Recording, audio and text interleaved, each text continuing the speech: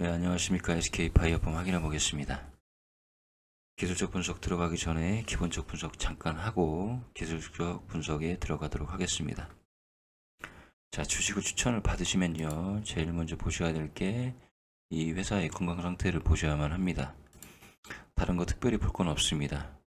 자산이 부채보다 많은지,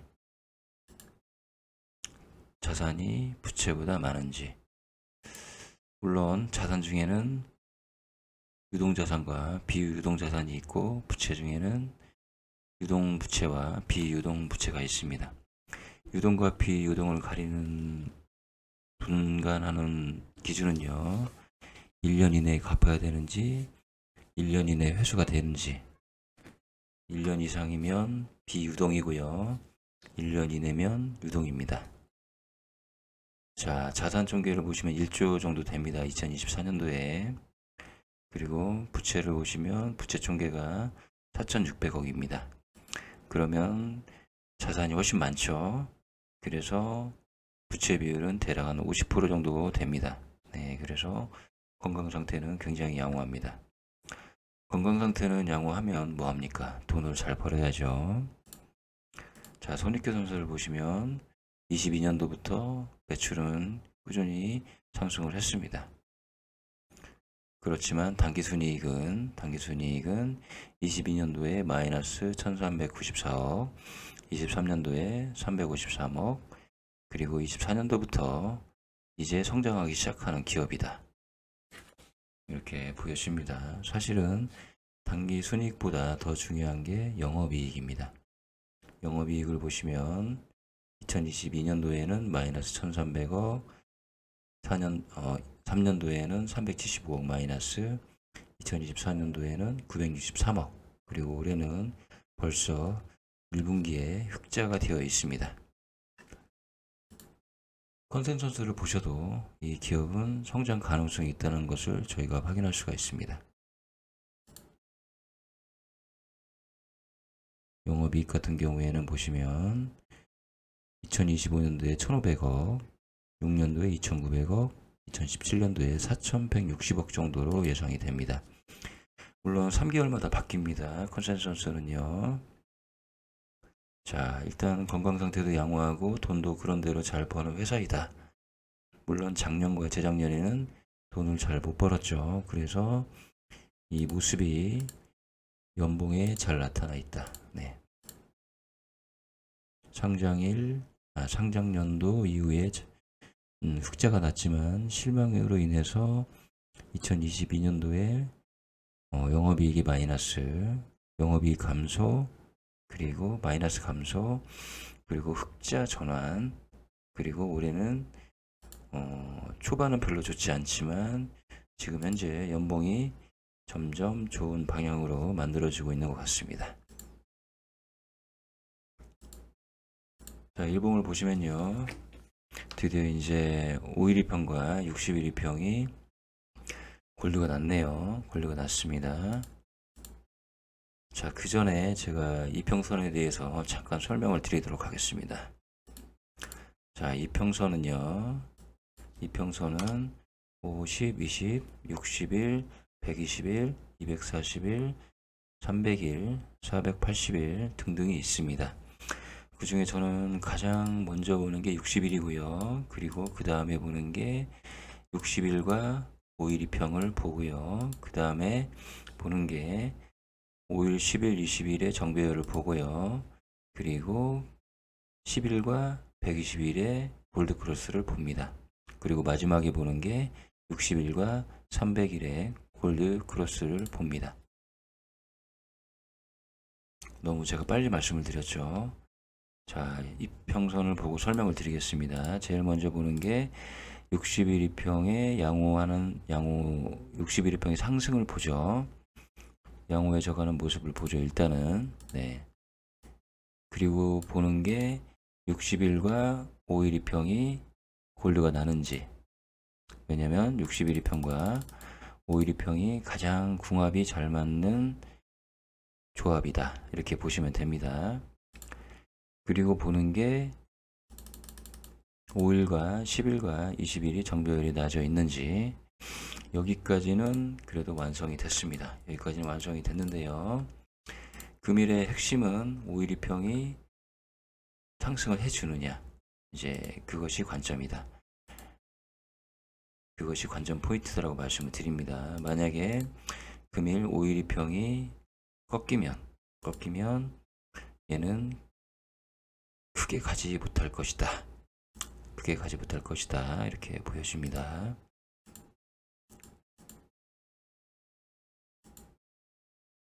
꺾이면이라기보다는요, 이렇게 보시면 됩니다. 61평이 지금은 약간의 하락이 있습니다. 그런데 금일 만약에 512평이 양호해지면, 그러면 61평은 본격적으로 상승을 하게 되는데요. 만약에 금일 512평이 양호해지지 않고 하락을 한다. 그러면 61평은 그냥 어중간한 상태로 그렇게 남아있게 됩니다. 왜냐면 이제는 61평, 과거 61평의 상승도 중요하지만요, 내 캔들의 61평의 상승이 훨씬 더 중요합니다. 왜냐면 이미 단기 고점 상태에서 전에 60일 전의 캔들보다 내 캔들이 높아져 있는 상태가 보이지가 않습니다. 그래서 이제는 내 캔들이 어떻게 가느냐가 더 중요해졌습니다. 금일 만약에 512평이 상승하지 못하면, 그러면 단기 조정을 받게 될 것입니다. 그러면 만약에 또 금일 512평이 상승을 했다. 그래서 양호해진다. 그러면 두 번째 보셔야 될 지표가요, 이제 121평입니다.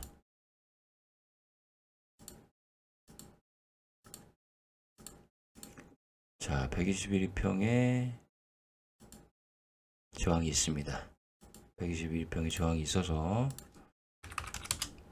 121평을 저항을 뚫지 못하고 주가가 하락한다. 그러면 얘는 다시 95,000원까지 내려올 수 있다.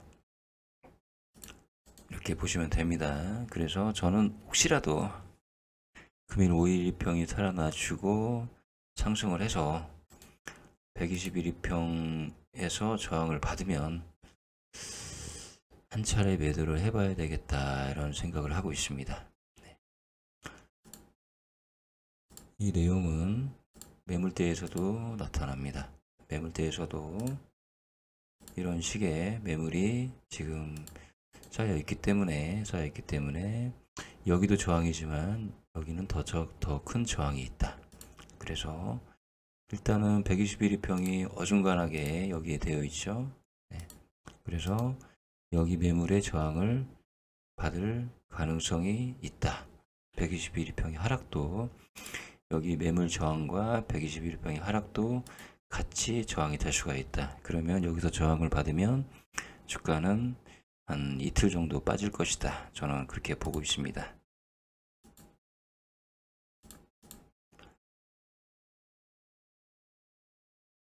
금일 초반에 상승을 할 수도 있습니다. 충분히 그럴 만한 가능성은 있고, 결국에는 121평을 넘지 못하면, 그러면 얘는 여기서 부딪혀서 다시 95,000원대까지는 다시 내려오겠죠. 내려올 것으로 저는 그렇게 보고 있습니다. 그래서 일부라도 저는 121평에 저항이 막히면 일부라도 익절을 하고 좀 기다려 볼 예정입니다.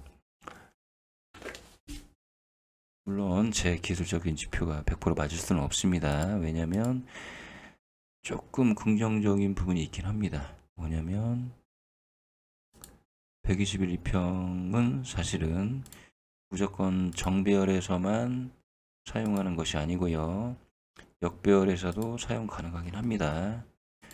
조건은 121평에 진입하기 전에 거래량이 얼마나 많이 있었는지, 이 부분도 솔직히 체크를 해야 됩니다. 근데 거래량은 상당히 양호한 편입니다. 그래서 거래량이 계속 늘어나지면서 121일평을 뚫어주면 그때는 주가가 상당히 높은 위치로 갈 것이다 이렇게 보고 있습니다. 네. 근데 확률은 저는 못 둔다에 70%, 뜰 수 있다에 30% 이렇게 보고 있습니다. 그래서 72%의 확률을 70%의 확률을 가지고 있는 저항에 대해서 저는 저항을 받을 것이다 이렇게 보고 있습니다. 과거를 보시면요, 과거를 보시면 아유 복잡하죠. 네.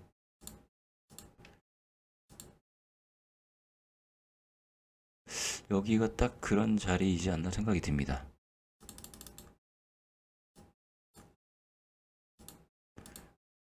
자, 주가가 횡보를 하다가 5일, 10일, 20일이 5일, 10일, 20일이 양호한 모습을 보이고 주가가 상승을 합니다. 그러면서 61일평이 돌아서고 있죠. 그리고 캔들이 61일평 위로 올라갔습니다. 그리고 5일이 61일평을 관통을 했습니다.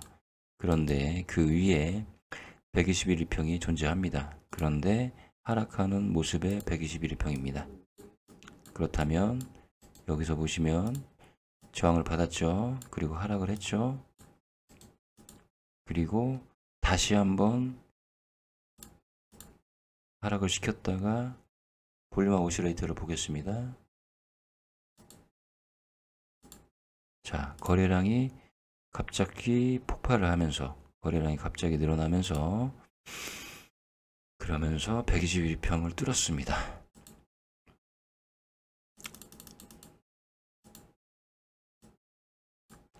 자, 보시면 다시 설명드리겠습니다. 5일, 10일, 20일이 정배열이 났고요. 정배열이 났고 60일 2평에 5일 2평이 골드가 나면서 상승을 했지만 121 2평에 저항을 받고 다시 하락을 하고요. 그리고 다시 상승을 하고 거래량이 없으니 주가가 폭락을 잠깐 하죠. 그러다가 거래량이 늘어나면서 주가가 121평을 뚫었습니다.